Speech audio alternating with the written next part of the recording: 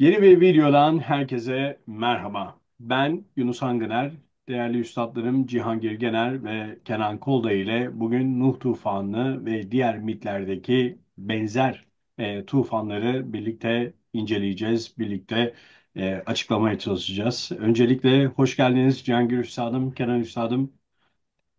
Hoş bulduk sevgili Hoş üstadım. bulduk. Harika. Biz ilk önce Cihangir Üstadım'la başlayalım. Cihangir Üstadım, buyurun. Şimdi her şeyden önce Nuh tufanı deyince bu işi sadece semavi dinlerin kitaplarıyla sınırlandırıyormuşuz gibi geliyor bana. Hı hı. Bu semavi dinlerin kitaplarında anlatılan tufanın çok daha ötesinde geniş boyutlu, tüm dünyayı sarsan, hatta o denli sarsan ki dünyayı güneş etrafındaki yörüngesinden dahi saptıracak derecede etkili olmuş bir tufan olgusundan söz ediyoruz. Bunu özellikle ifade etmek istiyorum.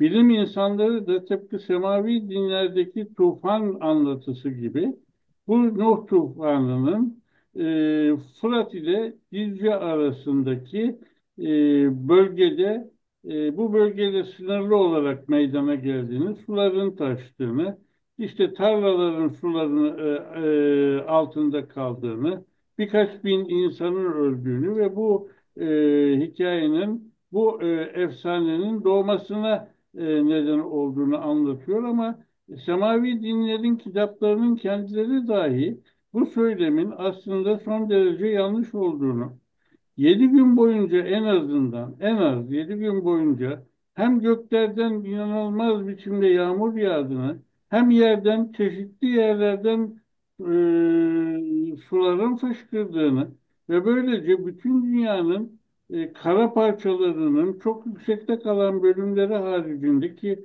başta Ağrı Dağı, Nuh'un gemisinin oturduğu dağ olarak tarif edilen Ağrı Dağı olmak üzere bütün yüksek yerler haricindeki suların, karaların sularla kaplandığını ifade eden bir anlatıma sahipken, e, özellikle çağdaş bilim insanlarının Nuh tufanının o kadar da etkili olmadığı savına bu kadar dört elle sarılıyor olması insanı hayretler içinde bırakıyor sevgili kardeşlerim.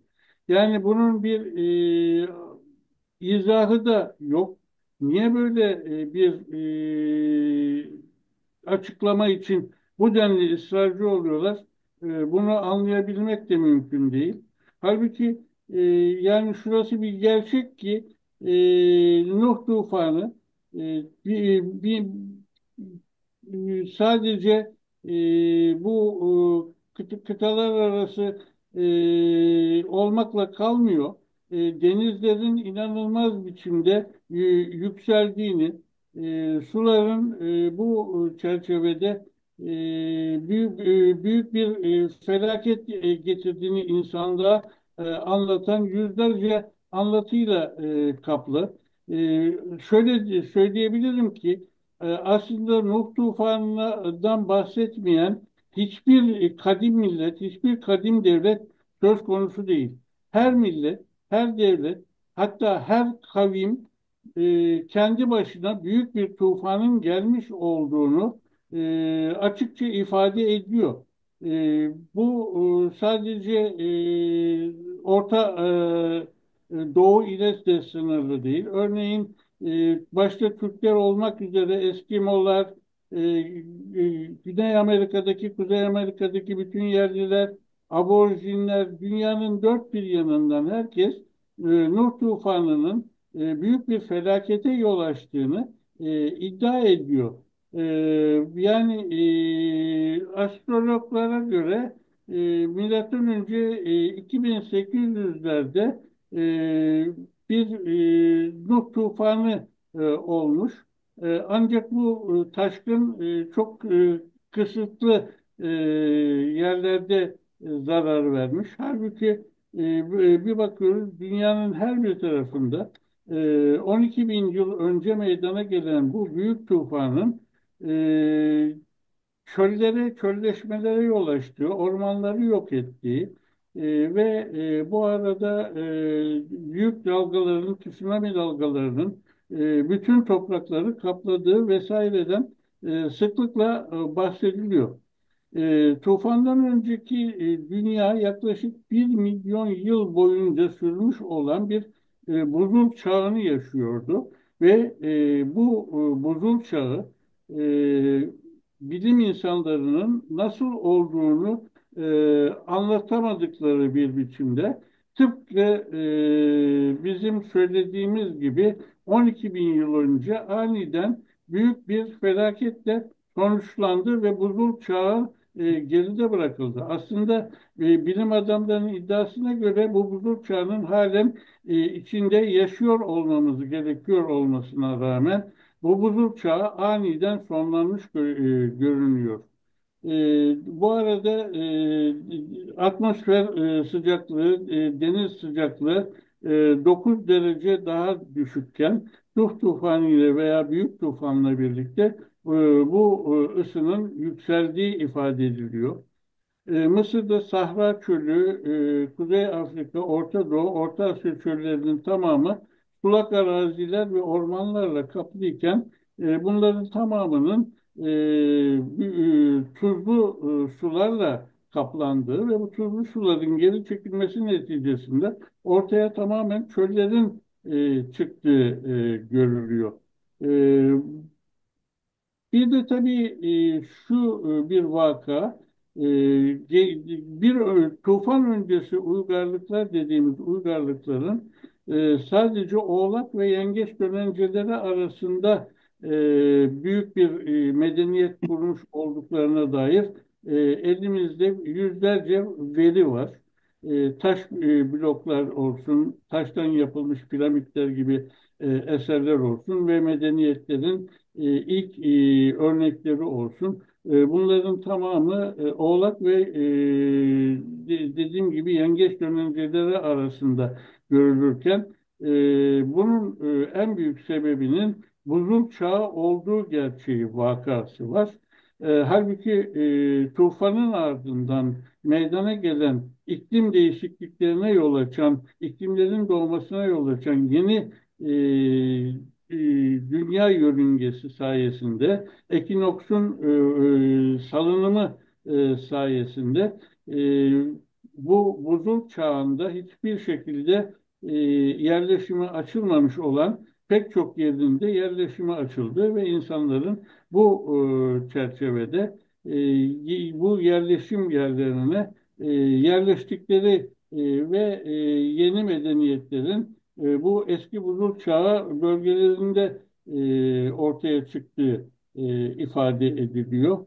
Bu noktada ben sözü Kenan kardeşime bırakayım. Daha sonra devam etmek üzere. Şimdilik sözlerime son vereyim. Tamam, teşekkürler. Güzel bir açılış oldu. Ee, tabii yine ben bana göre diyeceğim ama bana göre derken de çok da fazla bu konuyu incelemiş zamanında bir insan olarak azından bana göre diyeceğim. Çünkü bilim insanlarından da bazıları diyorlar ki böyle bir şey yok diyorlar. Tabii biz hep hayatı, tarihi hep böyle şu anki T anında alıyoruz. Fakat hayat hiçbir şekilde T anı değil.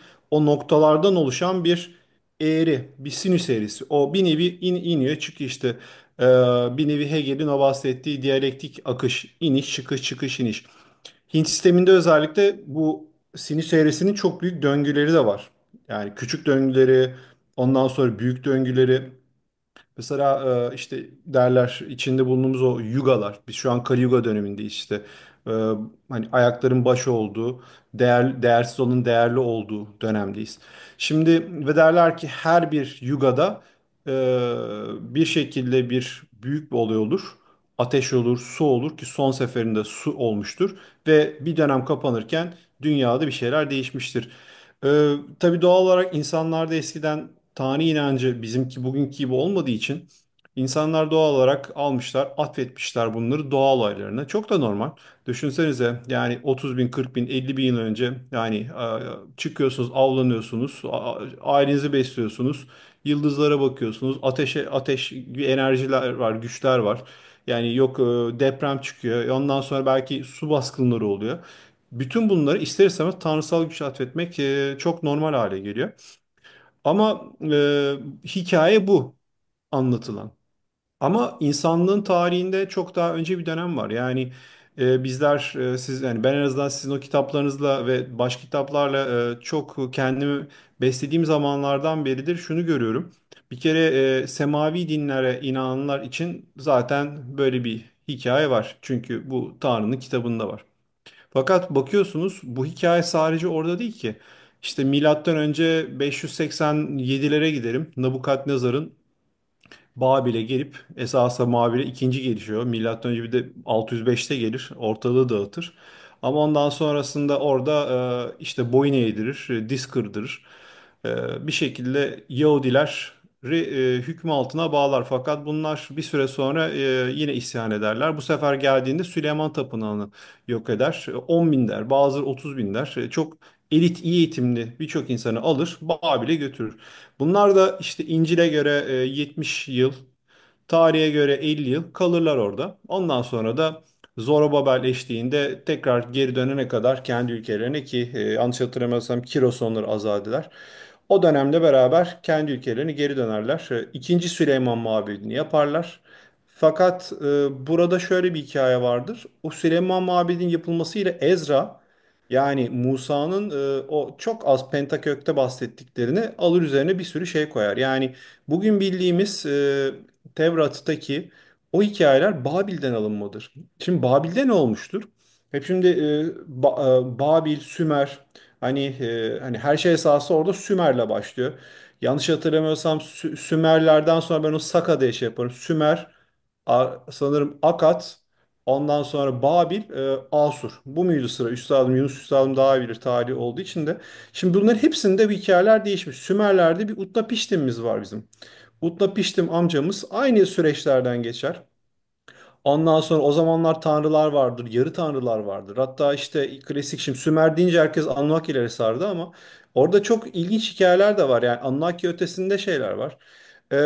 O Anunnakiler hikayesindeki ki özellikle tanrılar, yarı tanrılar insanların beraber yaşadığı, tanrı çocuklarına bir süre sonra işte tanrıların yani kendi suretinde yarattığı tanrılara aşık olarak kızlarına onlardan yarı tanrılar oluşması, o yarı tanrıların döneminin olması, işte Sümerlerin bir 10 tane tanrı kral dönemi var. Ya kralların yaşadığı dönemler 28.800 yıl, 12.000 yıl, 8.000 yıl. Hani böyle insanca yaşamlar değil.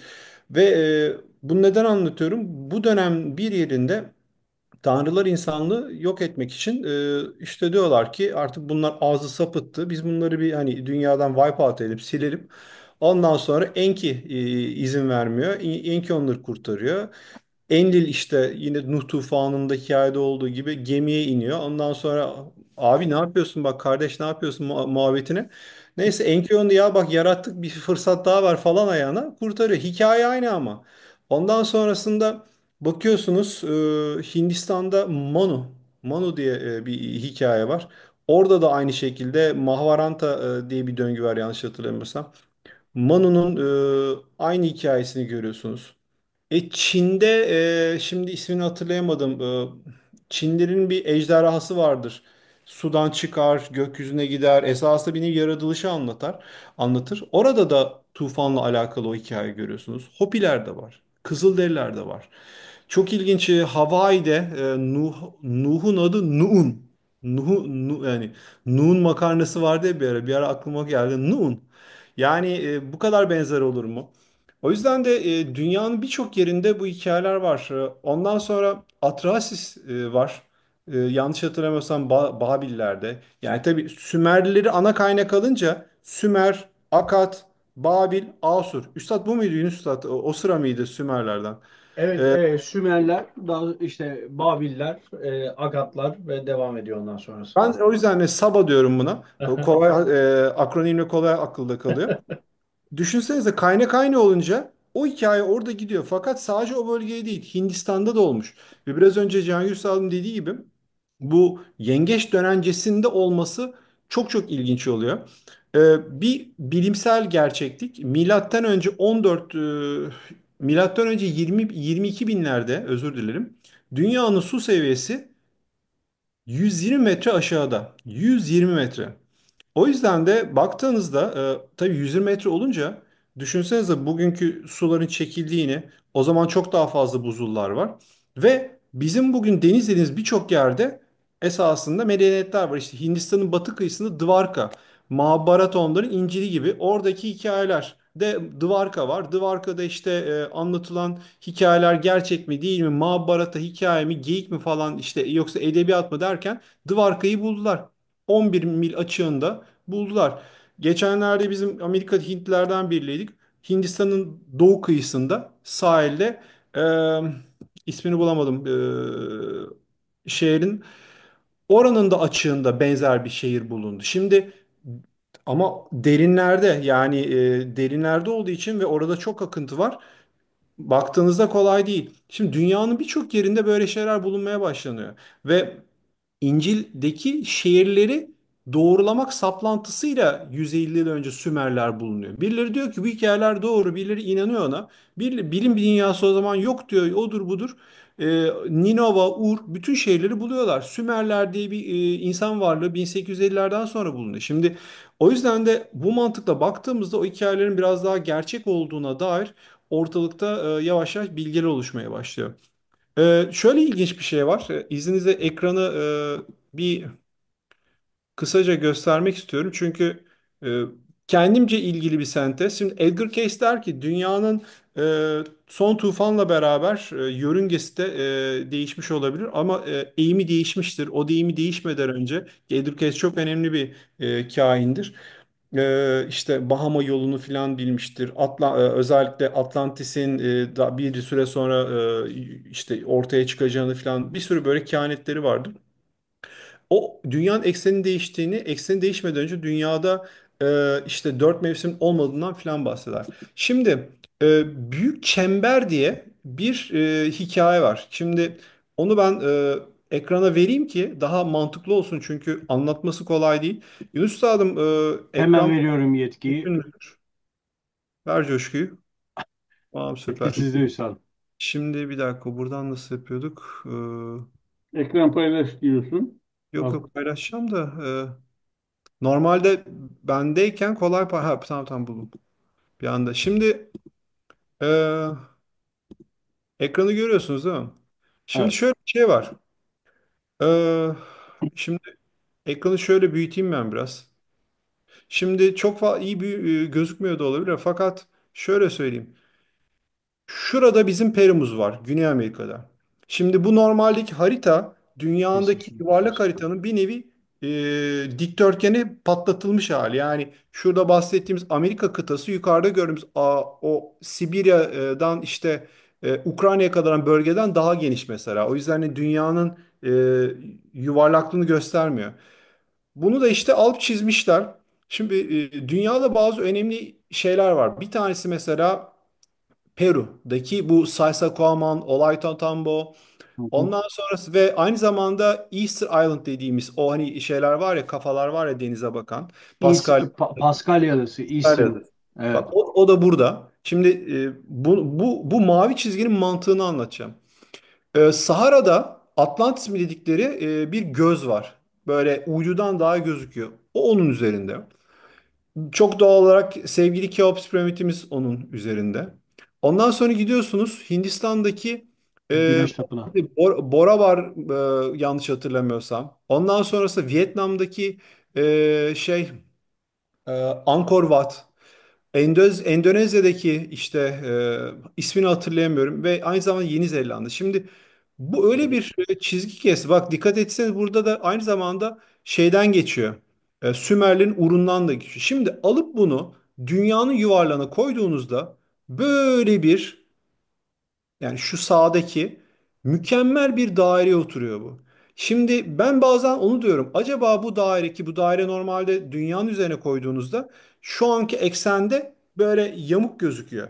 Acaba eskiler dünyanın o anki eksenini göstermek için mi böyle bir şey yapmış olabilirler? Yani ya da acaba bu kadar çok şeyi biz düzenleyip de hani bir ip gibi üzerine mi koymaya çalışıyoruz ama yok değil yani bu kadar şeyin arka arkaya olması çok ilginç. Hatta Yeni Zelanda'da yakın zamanda bir duvar buldular. Ve orada buldukları iskeletlerde mesela şey var. E, Avrupa kıtası insanının genetiği var. Yani bu ne falan diyorsunuz. Bakıyorsun Pasifik'e, Pasifik'teki bütün herkes batmış bir kıtadan bahsediyor. O kıtanın dağlarına sığınmışlar. Ondan sonrasında bir şey daha göstereceğim. Yani Türkiye'de az konuşulan bir konu bu. Bunun üzerine video yok Türkiye'de. Söyleyeceğim. İlk bizim Bundan Kumari. onun evet Kundam Kumari bir dakika. Kumari Kandam hep ters söylüyorum. Şimdi Lemuria olayının çıkış noktası da bu.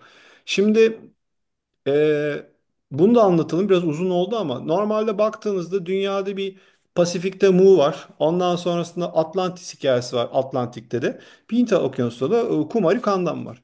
Şimdi hikaye şu. Mahabharata ile alakalı okuma yapanlar için özellikle orada Dvarka vardır.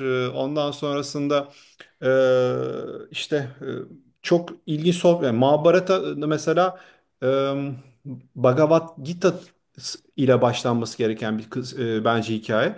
Orada Arjuna diye bir hikaye kahramanımız var. Krishna'nın dünyadaki enkarnasyonu ile konuşuyor. Ve daha sonrasında ki hikayelerde de işte hikayenin daha yani Mahabharata'nın daha önceki kısımlarında bir şeyden bahseder. Burada Dvarka deyip şehirden bahseder. Bu güney tarafı Hindistan'ın Tamil bölgesi. Tamil bölgesinin halkının bugün bile gittiğinizde ruhsallığın merkezi Hindistan'da orasıdır. Kuzey tarafı daha böyle dünyasaldır. Ve Tamil bölgesinin hikayelerine baktığınızda Kumari Kandam'dan bahsedilir. Kumari Kandam daha güneyde anlatılmış bir hikayedir. Yani ee, bir Belçikalı diyeceğim de şimdi bir bilim insanı Hindistan'a gittiklerinde bunlar bir Hindistan üzerine çöküyorlar ya orayı emcüklemek için. Ondan sonra bir bakıyor oradaki lemurlar ya Madagaskar'da var ya Hindistan'da var ya da Avustralya'da var. Bu nasıl olur falan diyor. Gidebilecek yer yok.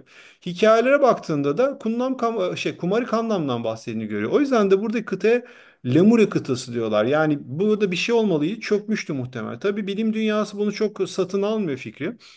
Benim internette gezenden daha bir farklı şeyim var. Şimdi biraz önce bahsettiğim dünya ekseni kayması var ya. Benim şahsi düşüncem şu. Bence Kumari Kandam dediğimiz kısım şurada hani pointer'ı görüyorsunuzdur. Evet. Bu işte Vietnam ondan sonra Malezya'nın altında şu Endonezya bölgesi eskiden tufan öncesi dönemde Avustralya ile bitişikmiş. Bence Kumari Kandam orası. Çünkü oraya baktığınızda yani ben bu Hinduizme biraz takığımdır ama şundan takığımdır. Bu tarih öncesi döneme baktığınızda. Çünkü bir sürü tarih tapınağı var. Hindu tapınağı var. O Hindu tapınaklarına bakıyorsunuz burada. İnternette bazı insanları takip ediyorum. Bunlar Hindu. Zaten tapınağa girince ben bile görüyorum yani bu Hindu tapınağı şey değil, Budist değil. Sonradan gelenler Budist demişler ama bütün semboller baktığınızda Hinduizm'e ait. Yani burada Hindistan'dan işte Taoizmin çıkışı da Hindistan'dan gidenlerin Çin'e etkilerinden oluşmuştur. Oradan sonra da Vajrayana Tibet Budizmi oluşmuştur mesela. Ama bütün bu Laos, ondan sonrasında Vietnam, ne diyeyim Endonezya'sı, Sumatra'sı bak bütün bu bölge ki çok ilginçtir. Endonezya'da dahi bugün çok büyük Budist tapınakları vardır. Ve bunların çoğu da Hindudur. Şimdi bu kadar bölge belki de bu bölgede battığı için Kundan Kumari'yi burada değil de şeyde aramalıyız. Şuradaki kısımda aramalıyız. Anlatıyorum yani bu işte Malezya'dan Avustralya kadar bölgede aramalıyız. Böyle bir Üstadım, kesim var. küçük bir Yani ekleme dünyanın yapabilir ekseni miyim? değiştiği için lütfen ben zaten bitireceğim. Ha, Yani tamam. eksen kaymasıyla acaba bu mu olmuştur? Yani Wikipedia'ya bakın bizden çok daha iyi anlatıyorlar. Hatta Wikipedia'da da çok kısa bir açmıştım. Yani onu da göstereyim. Burada çok güzel bir hikaye şey var. Tufan efsanelerinden bahsediyor. İşte bir tonla koymuş. Demiş ki Meksika var, Hindistan'ı var, İran'ı var. Zend Avesta'da mesela anlatılıyor her yerde ve adamlar bakmışlar demişler ki su ile yok ediliş Tanrı neden oldu? Bir uyarı verildi. Bazı insanlar sağ kaldı, hayvanlar sağ kaldı, bir gemide sağ kaldılar. Al işte dünyanın genelinde Myanmar'da var, Peru'da var, Meksika'da var, Yeni Zelanda'da var. Yani bu kadar çok şey dünyanın her yerinde demek eskiden bir hikaye vardı ve biz onları unuttuk. Yani bence bizden önce bir şey vardı. Zaten e, Mısırlar da kendilerini Herkül'ün sütunların ötesindeki o ismini hatırlayamadım şu an Mısırca. Oradaki o yerden geldiklerini anlatırlar. Hindular Tamil bölgesinin işte o güneydeki ruhsal daha oluşum. Oradaki insanlar ileri medeniyetteymiş ruhsal olarak. Bugün yoga, kriya yoga, işte kundalini hepsinin bilgileri oradan çıkma. O Tamil bölgesi insanların çok ötede olduğunu, kuzeydekilerle savaştığından bahseder. Mahabharata da zaten bugün Pakistan'daki o Mohenjo-daro, Harappa bölgesinde büyük bir nükleer bir şey var. Orada bütün sayaçlar fazla gösteriyor. Hikaye orada büyük bir şeyin patlatıldığını, tanrıların ateşli silahlarla insanları yok ettiğini anlatıyor. O hikayenin bütün kalıntıları var orada. Yani sayaçlar yüksek derece radyasyon gösteriyor. Yani eski hikayelerde çok büyük gerçeklik var. Adamlar travma yaşamışlar, yazmışlar. Edebiyat değil yani. Sustum üstadım. Yok, estağfurullah, estağfurullah. Çok güzel anlattınız değerli üstadım. Sizin söylediğinize bir ek olarak son zamanlarda yapılan LiDAR çalışmaları var. Drone'la yer altını inceliyorlar ve sizin söylediğiniz gibi Güney Asya tarafında, Güneydoğu Asya tarafında çok fazla Hindu tapınağı buldular suyun altında ve Evet. yine sizin söylediğiniz gibi sizin tezinizin doğrulacak şekilde yaklaşık olarak ne kadar suyun bazı yerlerde suyun 60-80 metre altında bu tapınakların olduğunu gösteriyorlar. O yüzden ekleme yapmak istedim. Çok teşekkürler değerli üstadlarım. Ben de naçizane bir şekilde sudan bahsetmek istiyorum müsaadenizle. Şimdi baktığımız zaman yine sizin değerli üstadlarımın da belirtmiş olduğu gibi biz suyu aslında birçok medeniyette görüyoruz. Öncelikle Fırat ve Dicle'den bahsetmek istiyorum ki burada Mezopotamya'nın kalbi diyebileceğimiz iki su kaynağı. Ama tabii bu eğer en doğudan başlarsak Han Nehri Çin medeniyetinin doğduğu yer. Biraz daha geliyoruz. Az önce Kenan Üstadım'ın söylemiş olduğu gibi orada da bir Indus Vadisi var ki bu da önemli vadilerden bir tanesi. Hatta ilk Indus medeniyetinin yazılı bir doküman bırakmadıkları için hani ne kadar nereye gittiklerini, nasıl ortadan kaybolduklarını bilmiyoruz ama bunun temel alındığını yani Hint medeniyetin tarafından temel alındığını biliyoruz. Daha sonrasında işte Nil Nehri var, Mezopotamya var ve daha sonrasında Güney Amerika'ya kadar gidiyoruz. Hatta İtalya'da da yani Avrupa'da da medeniyetlerin su etrafında geliştiğini görüyoruz. Mezopotamya'da iki yani baktığımız zaman Sümerler'de görüyoruz ki suyun önemini burada yerleşik hayata geçilmeyi hızlandırmış. Aynı şekilde diğer yerlerde de Mısır'da mesela Nil Nehri Mısır'ın tarımını, ekonomisini, sosyal hayatını hatta yaşam anahtarı olarak görünüyor. Yani hepsini etkilediği gibi az önce saydıklarımın bir de üstüne yaşamın anahtarı olarak, hayatın anahtarı olarak görülüyor Nil Nehri. Hint medeniyetinde de inanılmaz derecede farklı su kanalları bulundu. Bu kanallarında da yine evlere giden, hatta pazarlara giden yani sosyal hayatın kalbi noktalara giden su kanalları bulundu. Ganj Nehri'nden taşların oyulmasıyla.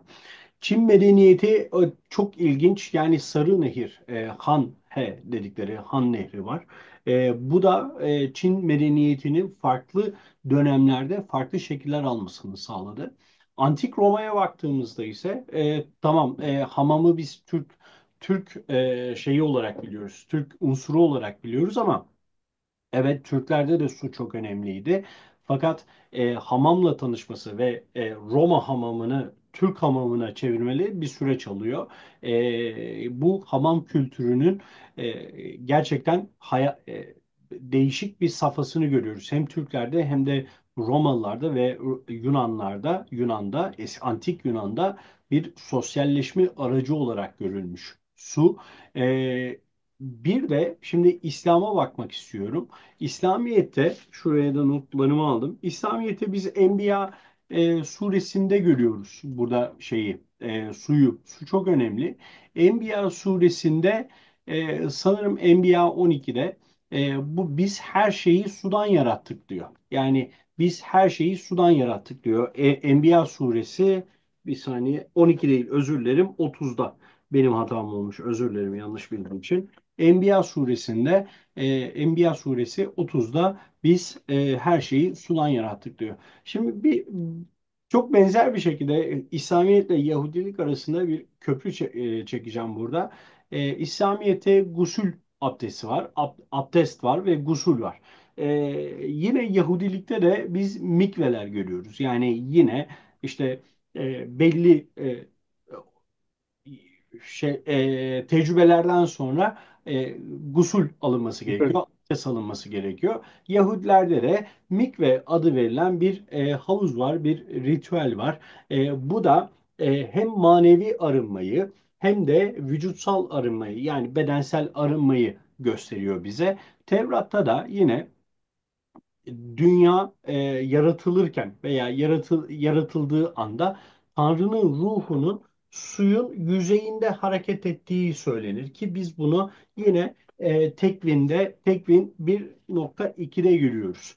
Burada yine Tanrı'nın bile suyla özdeşliğini görüyoruz. Hristiyanlığa baktığımızda ise tabii bütün Hristiyan mezheplerinde değil ama Hristiyanlıkta da bir vaftiz töreni var. Katolikler vaftizi biraz daha farklı alıyorlar. Protestanlar farklı alıyorlar. Günahlardan arınmayı. Çünkü e, Yahudilikte ve Müslümanlıkta bebekler doğduğunda insan bu dünyaya geldiğinde bebek olarak günahsız dünyaya gelir, suçsuz dünyaya gelir ama Hristiyanlıkta bu tam tersidir. E, Günahkar olarak doğar bebekler ve bu suyla arınmayı gösterir, ruhsal yenilenmeyi gösterir ve tekrar yeniden doğuşu gösterir ki biz burada Aziz Yahya'da görüyoruz bunu. Vaftizci Yahya'da görüyoruz. Hazreti İsa'nın vaftizini görüyoruz. Tabii bu klasik Hristiyanlık anlayışına göre baktığımızda. E, İsa'nın yine suyun üstünde yürümesi olayı vardır. Bu da yine Hristiyanlık inancıyla Yahudilik inancı arasında bağ kurduğumuzda az önce anlatmış olduğum Tekvin 1.2'de Tanrı'nın suyun üzerinde hareket ettiğini söylemiştik Yahudilikte, Tekvin'de geçtiği şekliyle. Hristiyanlıkta ise e, Hazreti İsa suyun üzerinde yürüyor ki burada Hristiyanlığın bir çabası var. Daha doğrusu bir kurmak istiyorlar. Tanrı ile İsa arasındaki bağlantıyı yani Hazreti İsa'yı da Tanrı'nın yeryüzündeki tezahürü, yansıması olarak insan bedenindeki yansıması olarak görüyor. Az önce sevgili Kenan Üstadım'ın anlatmış olduğu gibi Hinduizm'de de çok önemli suyun önemi çok sağlam bir yere sahip. Çünkü bir Ganj Nehri var. Bu Ganj Nehri her ne kadar şu anki durumda çok da temiz olmasa da Ganj Nehri günahlardan arınmanın, ruhun özgürlüğe kavuşmasının bir sembolü olarak görülüyor ve insanlar bu Ganj Nehri'ne giriyor ve orada belli ritüellerinin belli bir kısmını e, yapıyorlar, tamamlıyorlar ve Hindular içinde bir yaşam döngüsü tıpkı şeyde olduğu gibi, Mısırlarda olduğu gibi, Mısırlılarda, Antik Mısır'da ölüm, ölüm sonrası hayat yani yaşam döngüsünün o kısmı ölüm sonrası hayat Nil Nehri'nin kenarında çok huzurlu güzel bir hayattan bahsediyor. Yine suyun durumu söz konusu. Baktığımız zaman Budizm'de saflık, işte meditasyon, berraklık anlamları var.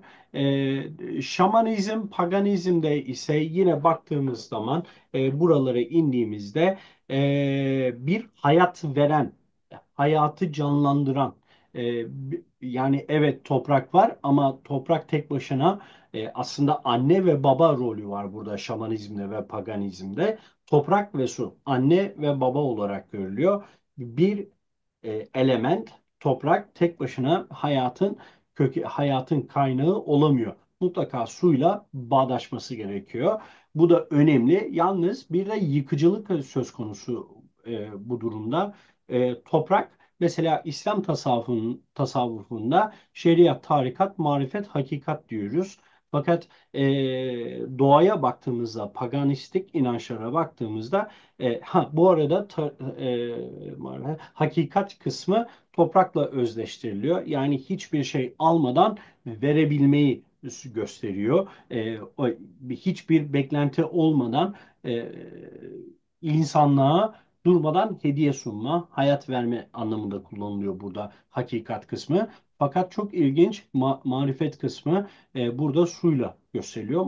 Marifet çok önemli. Eğer hakikatle birleştirilemezse, yani bu toprakla birleştirilemezse, su gerçekten çok yıkıcı bir hale geliyor. Yani insan beynini, zekasını, bilgisini kullanıp eğer o bilgeliğe ulaşamamışsa, yani hakikate ulaşamamışsa, burada ölümcül bir hale geliyor.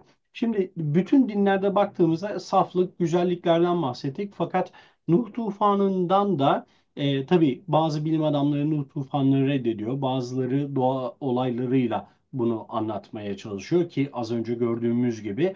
Fakat benzerlikler var. Yani literatüre baktığımızda bu benzerlikler çok ilginç. Mesela az önce yine değerli üstadlarımın bahsetmiş olduğu gibi bir Gılgamış destanı var. Bir Sümer gerçekleri var. Burada Utnapiştim var. Utnapiştim'e bakıyoruz. Nuh'la çok bağlantılı. Hint mitolojisine bakıyoruz. Orada Manu ve Büyük Tufan'ı görüyoruz. Manu bir gemi yapıyor. Tıpkı Nuh ve ailesi gibi. Ve Yunan mitolojisine bakıyoruz mesela. Yunan mitolojisinde Döklion ve Pyrrha, kim bunlar? İşte Döklion şey bir kişi ve hemen yanında da Pyrrha eşi ve birlikte sandal yapıyorlar. Ve yine ağaçtan bir sandal yapılıyor. Ona da ayrıca değinmek isterim. İskandinav mitolojisinde yine Ragnarok ve tufanla karşılaşıyoruz. Bunu da anlayabiliyorum. Aztek mitolojisine bakıyoruz ki bunu birkaç gün önce, daha doğrusu geçen hafta şeyi anlattım. Öğrencilerime anlattım. Tam olarak telaffuz edemiyorum ama Cox diye bir şey var. Bir de eşi var. Eşininkini hiç telaffuz edemiyorum. Kusura bakmayın. Çok ilginç telaffuzları var. Yine bir ağaç kütüğüne sığınarak, bir ağaca dayanarak tufandan kurtuluyorlar. Az önce değerli üstadlarımın bahsettiği gibi Maori ve aborjinler var. Şimdi ve yine hak dinlere baktığımızda Tevrat'ın içinde bir hikaye var. Hem kurtarıcı hem de yok edici olarak görüyoruz. Musa'nın Kızıldeniz'i asasıyla yarması. Peki şimdi burada hem kurtarıcı, yani suyun ortadan ayrılması, kesilmesi Tanrı'nın izniyle ve İsrail halkının, İsrailoğullarının denizin karşı yakasına geçmesini gösterirken bir anda Firavun'un gelmesiyle denizin kapanması ve hepsini helak etmesi. Biz burada yine suyu bir gücün simgesi olarak görüyoruz. Çok fazla benzerlikler var. Bu benzerlikler nereden geliyor? Yani birkaç tane teori var burada. Bunlardan bir tanesi mesela bağımsız gelişimler var. Yani farklı coğrafyalarda farklı toplumlar yaşıyor. Hepsinin e, bu toplumların geçmişleri farklı olabilir, inanışları farklı olabilir, dinleri, görüşleri ve edindikleri tecrübeler farklı olabilirler. Fakat bu gösterilen şey, eğer çok böyle bilimsel bakarsak eğer, insan e, insan dönüştür bu mitolojik benzerliklerin dönüştürüldüğünü görebiliriz. Mesela insan hafızası, hayal gücü, işte farklı tehditleri veya benzer tehditlere karşı benzer hikayeler yaratmış olabilirler. Yani bu sadece bir teori. Yani tezler ve antitezler var. Ama ilginç olan kısım şu: ben Carl Jung'a baktığımda şunu görmüştüm. İnsan zihninde bazı ortak arketipler ve temalar var. Bu tufan gibi felaketler arketiplerden bir tanesini oluşturuyor. ortak temaları benzer şekilde yorumlayabilirler. Yani her ne kadar geçmişleri farklı olsa da, tecrübeleri, edindikleri bilgiler veya yaşadıkları farklı olsa da benzer şekilde yorumlama ihtimali olabilir. Ya da tabii bu biraz daha farklı olabilir. Mesela kültürel yayılma teorileri var. Bu kültürel yayılma teorilerinde çok eski çağlarda, ilk zamanlarda mesafeli ticaretlerden bahsediyoruz. İşte insanların birbirleriyle hareket etmeleri veya işte toplu halde hareket etmeleri, tek başına gidip gelmeleri, gezginler bu şekilde birbirlerini desteklemiş olabilir ama bu kadar ayrıntılı olabileceğini açıkçası düşünmüyorum. Yani bu kadar ayrıntılı olarak benzerliklerin bir araya gelmesini çok mantıklı bulmuyorum. Ben kendi ilgi alanım olarak hani ve çalıştığım alan olarak Orta Doğu mitolojisine baktığımda, Yunan mitolojisine baktığımızda, Mısır mitolojisine baktığımızda inanılmaz benzerlikler görüyoruz ki bu anlaşılabilir. Hani yakın coğrafyalar birbirlerine. Fakat çok şimdi Tevrat'a bakıyoruz. Onun öncesine bakıyoruz. Yani Tevrat sonrasındaki hikayelere bakıyoruz. Hristiyanlık ve Müslümanlık olarak baktığımızda Babil'de veya Sümer'deki Sümer'den bahsedelim. Sümer'de birebir kopyasını görüyoruz. Yani Musa'nın hikayesini biz birinci Sargon'da görüyoruz. Aynısı nehre bırakılan birinci Sargon Babil kralı yani Sümerleri yıkıyor Sümer şehirlerini. Aynısını işte nehre bırakılan bir çocuktan bahsediyor. Ve güçlü bir şekilde büyüyor ki Musa'nın da bildiğimiz kadarıyla bir askeri geçmiş olduğunu inanıyoruz. Bunu biliyoruz. Şimdi Uruk'ta bir Utnapiştim var. Nuh tufanını yine Sümer'de görüyoruz. Tevrat'taki hikayeleri, Kur'an'daki hikayeleri veya Hristiyanlığın içindeki hikayeleri biz yine geçmiş mitolojilerde görüyoruz. Yani o işte Bakire Meryem'den İsa'nın doğması, Musa'nın sepete bırakılması gibi hikayeleri biz hep bir yolculuk şeklinde görüyoruz. Yani bir zorluk çekmiş, bir hakikate ulaşma şeklinde görüyoruz diyorum. Ben burada sözlerimi sonlandırayım. Çok konuştum. O yüzden de özür diliyorum sevgili üstadlarım. Değerli Cihangir Üstadım, Estağfurullah. eklediğiniz bir şeyler var mıdır? Evet, çok güzel irdeledik tufan olgusunu ama kökenine inmedik. Neden kaynaklandı? Yani dünyanın eksenini dönüştürecek kadar 12 kilometreye kadar büyüyecek tsunami dalgaları oluşturacak bir felaketin nedeni ne olabilir?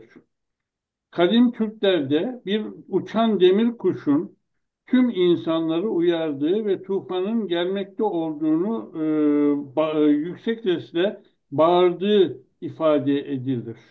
Türk efsanelerinde geçer bu. Ve benzeri pek çok uyarıların farklı farklı örneğin Mayaların Torana Kodeksinde bu tufanın gelmekte olduğunu tüm insanlar tarafından bilindiği ifade edilir. Aynı şekilde Çin kaynaklarında, Hint kaynaklarında tufanın geleceğinin bilindiği anlatılır. Peki bu kadar bilindik bir olay olmasına rağmen e, bu denli değişken bir dünya yaratabilecek nitelikte devasa boyutlardaki bir felaket önlenemez miydi? Bu sorgulanır. Hayır der eski hikayeler, eski anlatılar. Hayır, çünkü öyle bir noktaya gelmişti ki Atlantis ile Mu arasındaki savaş bunu artık engellemek mümkün değildi. Öyle bir noktaya getirmişlerdi ki her ne kadar her iki taraf da büyük felakete sürüklendiğini görüyor olmasına rağmen bu felaketten geri adım atmaya e, durumları müsait değildi. Ve bunun neticesinde gökyüzüne yerleştirilmiş mesela Mahabharata'da e, uydulardan bahsedilir. Maya kodekslerinde gökyüzünden ışınlanan silahlardan bahsedilir. Çin kaynaklarında gene bu aynı şekilde büyük silahların kullanımlarından bahsedilir. Düşünün ki biz 10 bin yıllık bir e, en kabadayısıyla söyleyecek olursak bir uygarlık tarihine sahibiz. Ve bu tür silahları şu anda elde etmiş vaziyetteyiz. Şu anda devletlerin elinde dünyayı birkaç kez, insanlığı birkaç kez bitirecek nitelikte silahlar mevcut. Bunun karşılığında 100 bin yaşında olan bir uygarlığın nasıl silahlar geliştirmiş olabileceği tasavvur dahi edilemez sevgili üstadlarım.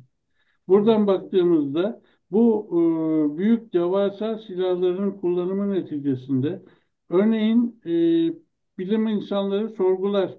Pasifik Atlantik kıtasındaki Atlantis'ten pek çok veriye bugün arkeolojik olarak bulmak mümkün oluyor. Ama Pasifik kıtasında o kadar az veri var ki Pasifik Okyanusu'nun altında sanki hiçbir şey olmamış gibi. Bunun en büyük nedeni bu kıtayı nişan almış olan e, bir uydu silahının bu kıtanın tüm atomlarını ortadan kaldırdığı ve atomize ettiği bir anda buharlaştırdığı yolunda bir efsaneye dayandırır. Bu efsanenin neticesinde bu boşalan kıtanın yerine sular hücum etmiş ve bu suların tekrar dalga oluşturması neticesinde de ta Himalayalara kadar yükselebilecek boyutlarda devasa sular, tsunami dalgaları meydana gelmiş ve bütün dünyayı kapsamış. Bu nedenle benim şahsi kanaatim böyle büyük bir felaketin yaşanmış olması inşallah insanlara, günümüz insanlarına bir ders olmuştur diye ümit ediyorum. Ne Umarım. kadar ders olmuştur orası tartışılır. Ama geçmiş kadim felaketler hepimizin hafızasına silinmez bir biçimde yerleşmiş vaziyette. Bundan umarım ders alırız diyerek bu noktayı kendimce burada sonlandırıyorum. Teşekkürler Size de Cihangir Ünsal. ekleyeceğiniz bir şeyler varsa sözü size bırakıyorum. Cihangir Üstad Ünsal. ya ben çok kısa bir şey eklemek istiyorum. Tabii Yani ki. kısa, sadece yarı kısa olacak, uzun da olmayacak ama Hı. şöyle şimdi e, Maurice Cotterell diye bir profesör var. Bu kendisi Türkiye'de de Maya Kehanetleri kitabıyla bilinir. Bu adam çok ilginç bir adam. Zamanında hiç böyle işte kutup kayması, dünyanın eksenin kayması falan bunlarla hiç alakası olmayan birisi. Fakat yaptığı araştırmalarda yıllar içinde daha böyle bilinmeyen tarihe kadar ister istemez gidiyor. Çünkü sorduğu sorular ve adamın gözlem becerisi ve Cornell Üniversitesi'ndeki ileri bilgisayarlar yani ben bugünden 25 yıldan önceden falan bahsediyorum. Bu adamı Maya kehanetlerinin acaba ne kadar doğru olduğunu anlamaya ve Maya kehanetlerini Güneş'in işte döngüleriyle ilişkilendirmeye götürüyor ve yaptığı Cornell Üniversitesi'ndeki çok ilginç bir kitaptır. Mutlaka okunmasını tavsiye ettiğim kitaplardan biridir. Bu adam bu arada profesör. Yani hani adam sırf bilim diliyle konuşuyor. Ee, ve Maya kehanetlerini şunu gösteriyor. Mesela Güneş'in ben o kitabı okuyana kadar bilmiyordum. Ee, bizde dünyada hani her şey böyle dünya döndükçe beraber döner ya. Güneşin iç çekirdeğindeki kısım Güneşin dışından daha hızlı dönüyor. Ve onun iki ne oluyor doğal olarak? İçin ve dışın farklı dönmesinden dolayı ikisi zaman içinde tekrar yani iki nokta tekrar birbirine gelene kadar yanlış hatırlamıyorsam 260 gün geçiyor. Şimdi bu çok ilginç çünkü Mayalarda da 260 gün olayı var. Ondan sonrasında Güneş'te bildiğiniz gibi 11,4 yıllık işte Güneş lekeleri döngüsü var. Sonra 189 yıllık döngüler var ve bu döngüleri bir bakıyor Mayaların takvimleriyle bunlar örtüşüyor. Ve de diyor ki yani abo diyor ya bu adamlar nasıl bu olabilir falan. Yani adam bilim insanı, akıllı da bir adam ve ister istemez bunları getiriyor ve daha sonrasında ilginç astroloji ile alakalı duyduğum en güzel yorumlardan birini yapıyor. Bunu tufana bağlayacağım. Şimdi diyor ki düşünsenize hani İşte denir ya, Amerika'daki ekonomik piyasalarda bir hapşırma dünyanın genelinde hastalık yaratır.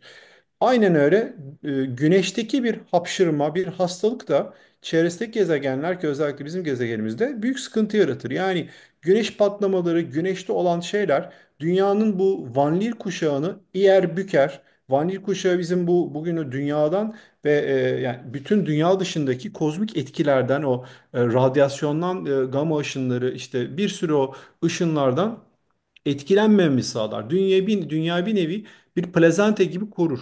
Ve doğal olarak güneşin çok böyle döngülerinin maksimum döneme çıktığı zamanlarda o bükülür, eğilir, bazen küçülür, ama dünya hep onu korur. Ve düşünsenize, çok daha büyük kozmik olaylar olduğunu, güneşin inanılmaz derecede dünyayı böyle zorladığını. Bu bir. İkincisi de onun yaptığı analizde güneşin kendi içindeki manyetik kutbunun, hatırlamıyorum şimdi, bilmem kaç bin yılda bir değiştiğini gösteriyor. Şimdi bunu bir de gidip bakıyor, güneşin manyetik kutupları yer değiştirdi mi dünyanın da değişmesi lazım. Yani düşünebiliyor musunuz? Biz şimdi hep kendimizden biliyoruz da güneşin doğal olarak bir şeyler değişti mi? Aynı karşıdaki etkinin, çünkü bir ahenk var evrende. O ahenk gereği güneşin kutuplarının değişmesi, manyetik kutuplarından bahsediyorum, dünyanın manyetik kutuplarını değiştiriyor. Şimdi manyetik kutup değişince ne olur? Yani bu şey gibi değil. Ne diyeyim? Üzerimden bir kıyafeti çıkardım, böyle yaptım da işte sağ kulağımı sol elimi tutarken, o öyle değil. Çok ilginç video vardı. Yıllar önce seyretmiştim. Ee, Sizin bizim gibi sıradan bir insan diyor ki, onu şöyle anlatayım. Hani bazen olur ya, işte Esten derdi annemize, ya işte şu bilmem kim, teyzen hasta, şu çorbayı dökmeden götür. Anne öyle dedi ya, üç defadan birinde de dökerdik, değil mi? Neden anlatıyorum bunu? Düşün, ya da taşırma. Siz Evet. hareket ederken kapta ister istemez olur, ayağınızı şey yaptınız, pıp diye düşüyor, değil mi? Şimdi düşünsenize, o kaptaki su. Böyle böyle. Dünyanın kutupları değiştiğinde de dünyadaki hareket böyle oluyor. Yani kutuplar değiştiğinde e, dünyanın hareketi de kendi içinde bir anda böyle dönmeye başlıyor. Bunu su içine bir, işte iki tarafında mıknatısı olan bir küre koyuyorlar. Ve diyorlar ki dünyanın kutupları değiştiğinde bu olur. Tık, o şey değişiyor. Şimdi dünyanın da böyle bir hareket yapması, belki tabii bilim olarak bunu bilemiyoruz ama böyle bir hareket mi yapıyor, böyle mi yapıyor, komple böyle top gibi mi dönüyor, dönüyor diyor, sonra dengeye mi geliyor, kimse bunu bilmiyor, ama düşünebiliyor musunuz? O annemizin bize ver çorbadaki su nasıl bir hareket halinde taşıyorsa, dünyadaki sular da, yani dünyanın %70'i su diyoruz bugün, ama bu arada dünyadaki suların çoğu yer altında. O suların, mesela Tufan efsanesi de Babil'de anlatır. Yer altından suların fışkırması etmesi. O Nuh filminde de gösteriyor. Ya düşünsenize böyle bir dünyanın döndüğünü. Yani o okyanusları kap gibi düşünün. Orada 12 kilometre, üstadım çok iyi dedi, belki 200 olur. Belki de 1000 kilometre olur. Yani şimdi abarttım, 1000 kilometre zaten şey olur da, hani yani çok yüksek olabilir. İnanılmaz derecede o suların değişmesiyle bir anda tufan denilen şey olabilir. Şimdi bir tane bir adam var. Emanuel Ivanoviç diyeceğim geliyor da, bu adam şey hesaplamış. 1995'e kadar takık bu adam. Çok iyi bir bilim adamı. Yani Tesla'nın bir nevi benzeri bir adam. Manyetik kaymalardan bahsediyor. 200 civarında buluyor bunu dünyada ve en son yazısına kadar adam şunu söylüyor: ben yeni bir kutup kayması bekliyorum ve yakın zamanda olacak. En son 1995'teki yazısında şey diyor: bu kesin olacak ama artık endişeli değilim, çünkü ilahi koruma altında olduğumuzu biliyorum. Bir anda bir ağız değiştirme var ve bunu biraz da esasında teknolojik bir ırkın korumasıyla ilişkilendirip, işte okuyanların bazılarına göre ilahi diye anlatıyor. Şimdi güneşteki manyetik alan değişimi dünyadaki manyetik alanı değiştirdiğinde dünyada da böyle değişim olabiliyor. Adams vakası diye bir olay var. Hı İnternetten hı. bulursunuz.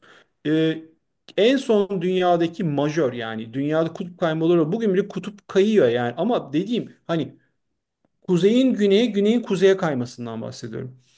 En sonuncusu 42 bin yıl önce oluyor ve 42, bunda işte kauri ağaçları denilen ağaçlardaki şeylere bakıyorlar. Çünkü böyle bu olay olduğunda dünyanın bu koruyucu tabakası da yani manyetik tabakası da incelmiş ve çok incelince de bir sürü hayvan işte megafauna dedikleri o hayvanlar büyük hayvanlar ölüyor. Ondan sonra ağaçlar radyasyona maruz kalıyor ve çok çok ilginç. Bakın şimdi ben tufanı böyle daha da eskiye götürmek istiyorum. Yani bir farkındayım biraz dağıtıyorum ama benim için hepsi aynı hikaye. Anadolu'ya gidiyorsunuz yer altında şehirler var.